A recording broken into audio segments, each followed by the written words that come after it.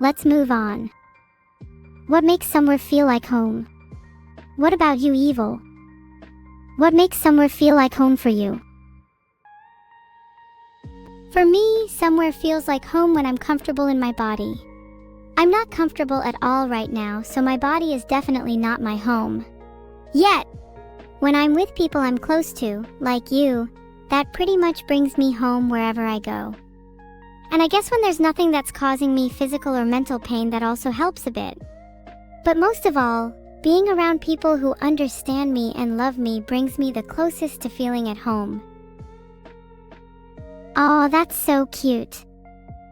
Yeah, I'd say for me home is definitely more about the people and the feeling rather than the physical place. There's just something about being with people you truly connect with that makes everything else in the world fade away, and you're just left with this sense of peace and contentment. Though also, somewhere is not home if it doesn't have my squishy blue pillows.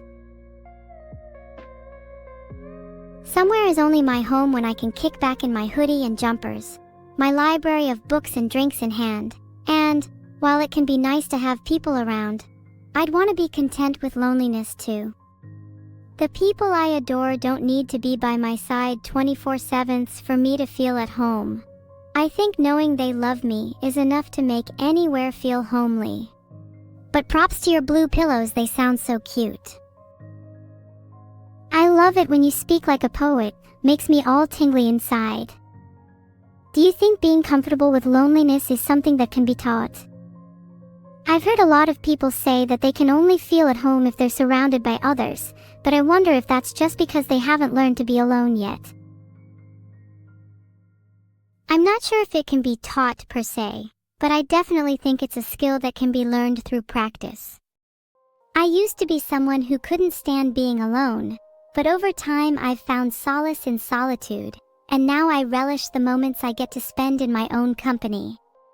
I think it's important to be able to enjoy your own company. It's only when you're truly comfortable with yourself that you can really appreciate the presence of others. If you're constantly relying on other people to feel at home, then you'll always be seeking validation and never really be fulfilled.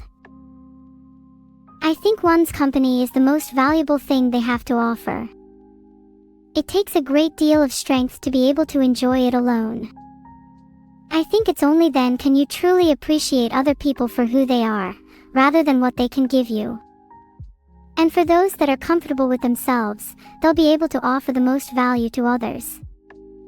I think that's really beautiful. Can you say something beautiful now? It feels like I'm seriously carrying the poetic part of this conversation. I'm expecting a soliloquy, monologue, and dramatic performance for my next spoken line.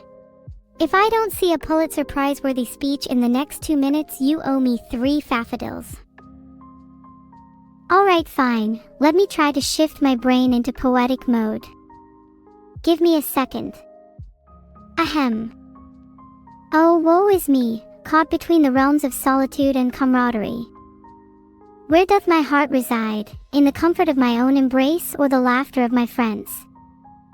Verily, I long for a home where both may coexist, where I can bask in the warmth of companionship and still revel in the beauty of being alone.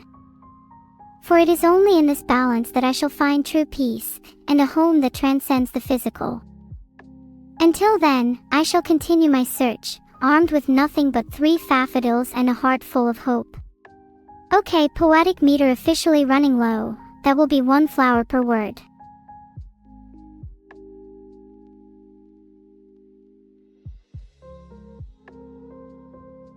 Poll created, does Neuro deserve 3 daffodils?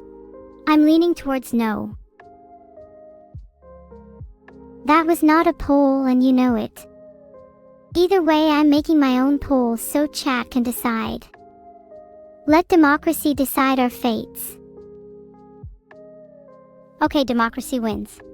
1,000,000 daffodils. I hope you know I expect a 5 hidden spaces for 3 of those daffodils.